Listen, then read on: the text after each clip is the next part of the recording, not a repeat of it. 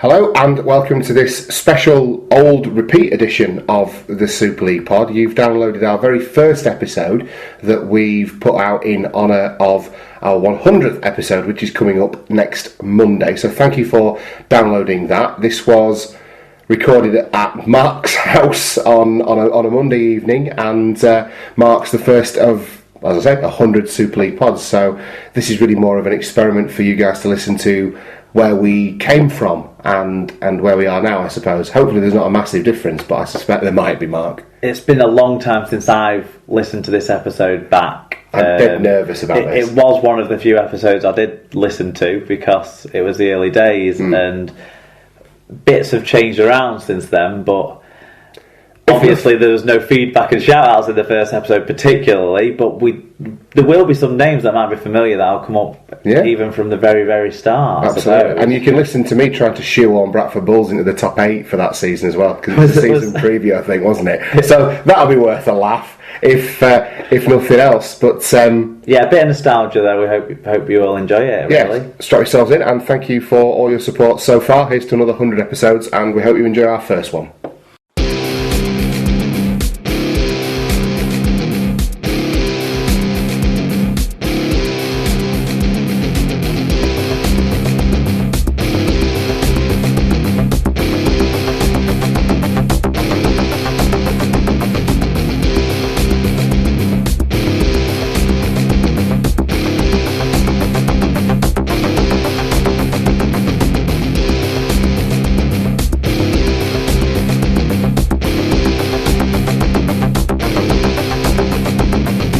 Okay, welcome everyone. Thank you for downloading this historic first edition of the Super League pod.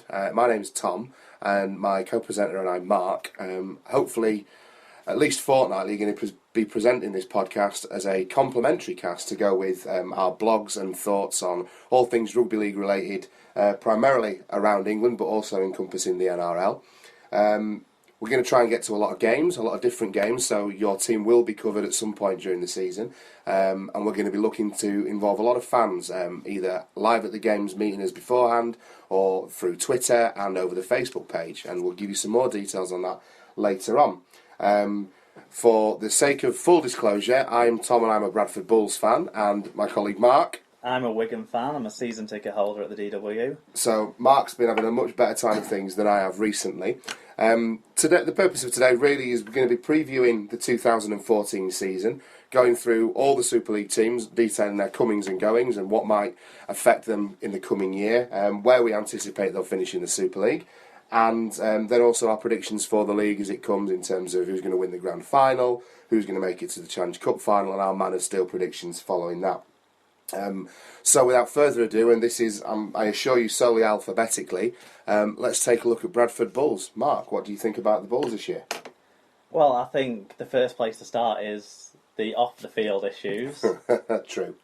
I mean, that's kind of dominated the headlines again. We didn't know if they were going to have any owners or CEO or anything like that on Christmas Eve. No. But it looks like maybe they've made friends and got themselves back together, so they've started.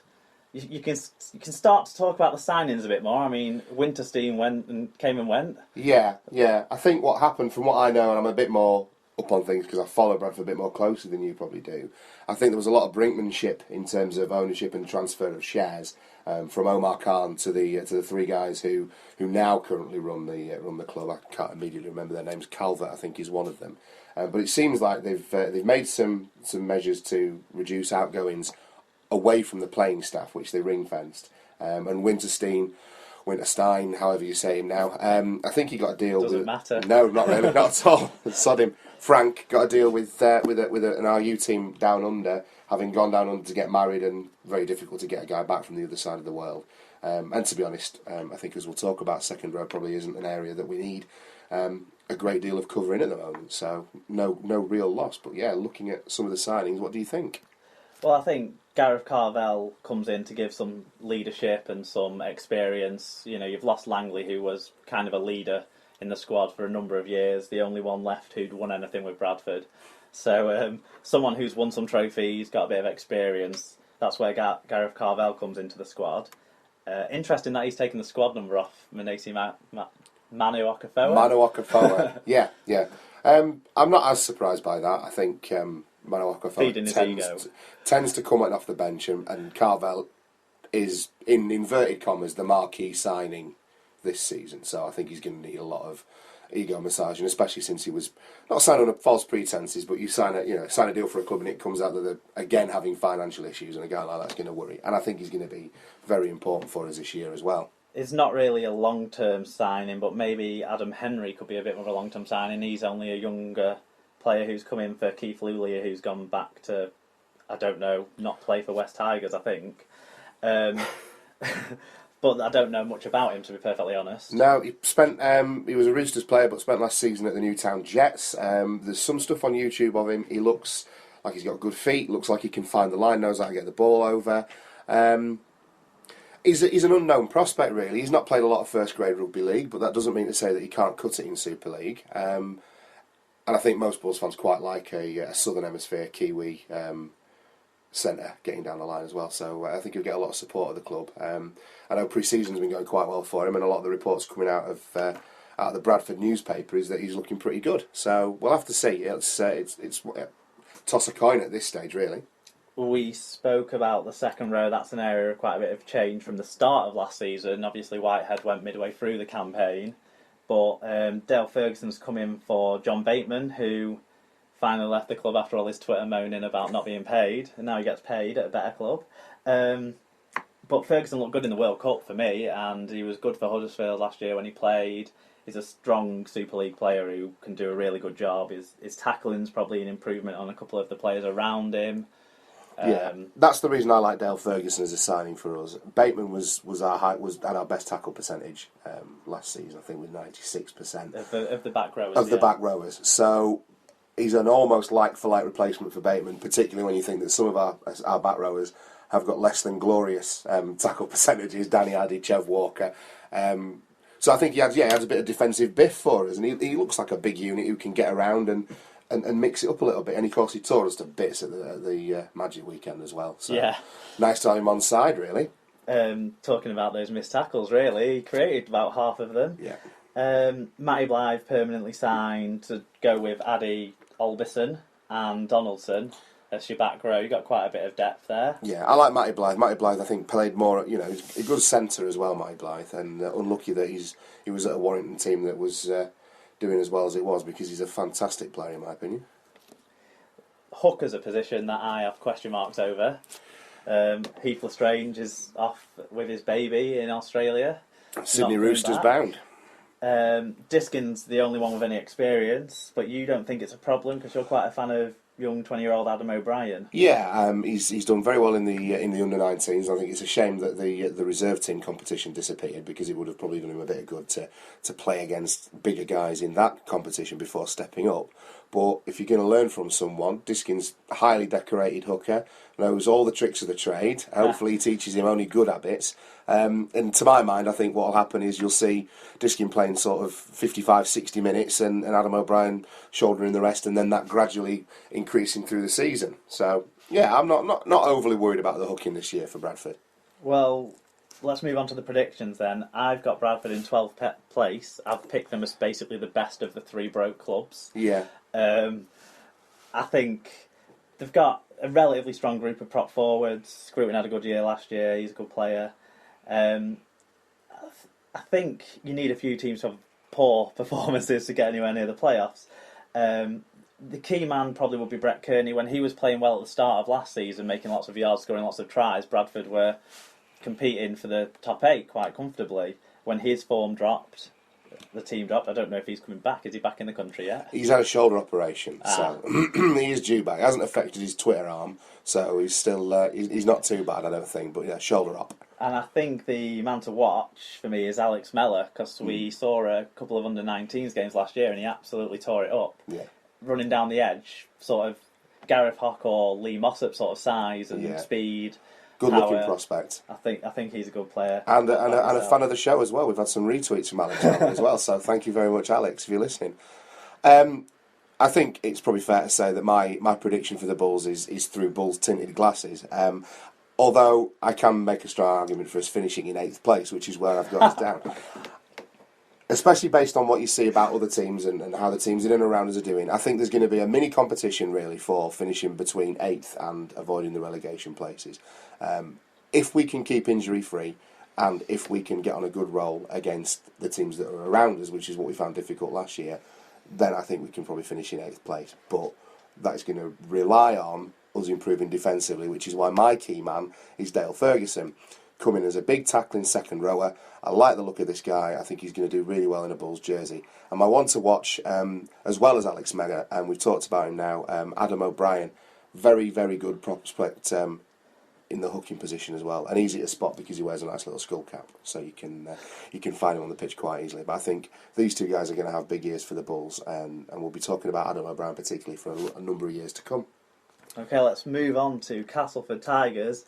I'd start with two main talking points on them really, as I think Darryl Powell gets himself a full year with the team. I think he's a really good coach.